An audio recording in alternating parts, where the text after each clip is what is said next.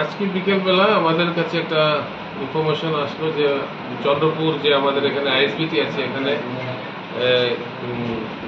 দু তিনজন সন্দেহজনক লোকের গতিবিধি দেখা গেছে।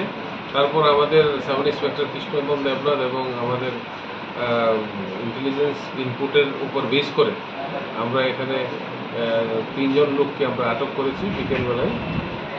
তার ভিতরে আপনার একজনের নাম হচ্ছে মোহাম্মদ সিরাজুল শেখ, আরেকজনের নাম হচ্ছে মোহাম্মদ আলামিন ইলিয়াস জুয়েল। একজনের বাড়ি হচ্ছে বাংলাদেশের রাজশাহী ডিস্ট্রিক্টে, আরেকজনের বাড়ি হচ্ছে বাংলাদেশের সুনামগঞ্জ ডিস্ট্রিক্টে। আর তাদের সঙ্গে ওই আলামিনের সঙ্গে একজন মহিলাও ছিল, তার নাম হচ্ছে ফাতিমা বেগম, সেও ওই জায়গাতে সুনামগঞ্জ ডিস্ট্রিক্ট বাংলাদেশ ওই জায়গাতে পারে। তারা অবৈধভাবে ভারতে প্রবেশ করেছিল এবং তাদের কাছে কোনো ধরনের ভ্যালিড ডকুমেন্ট ছিল না, তার জন্য আমরা তাদেরকে আটক করে আমরা যে যে প্রভিশনের দরকার সেই যে প্রভিশন অনুযায়ী লিগেল অ্যাকশন নেওয়া হয়। কি উদ্দেশ্যে তারা এসেছিল? তাদেরকে ইন্টারোগেশন করা হচ্ছে, ইন্টারোগেশন করলে পুরোটা বের হয়ে আসবে। সমস্ত জিনিসগুলি আমরা ইন্টারোগেশন করছি। মানে আপনাদের কাছে কোন পথ ধরে তারা ভারতে প্রবেশ করছেন?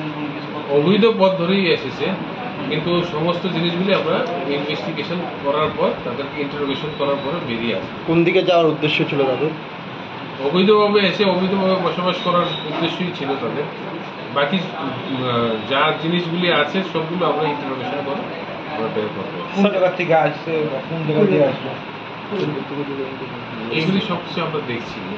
স্যার, এরকম কিছু তথ্য মানে আমরা জানতে পেরেছি যে ওরা ওখানে নির্যাতনের শিকার হয়ে চলতি যে